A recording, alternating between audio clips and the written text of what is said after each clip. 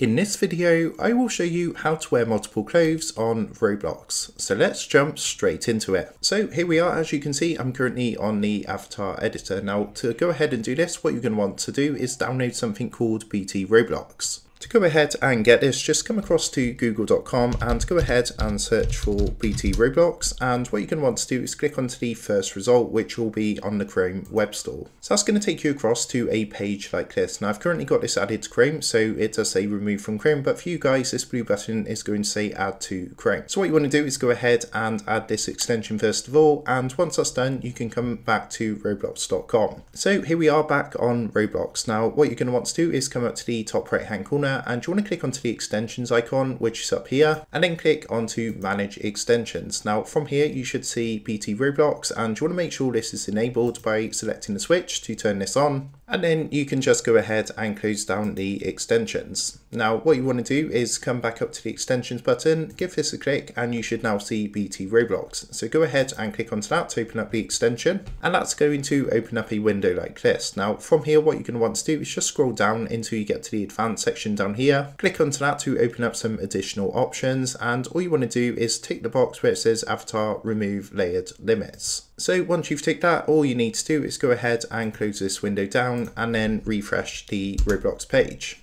Next, come across to the menu on the left hand side, click onto avatar to come back to the avatar editor, and what should happen is you'll now be able to go ahead and stack different options and wear multiple clothes. So you should go ahead and tick these through.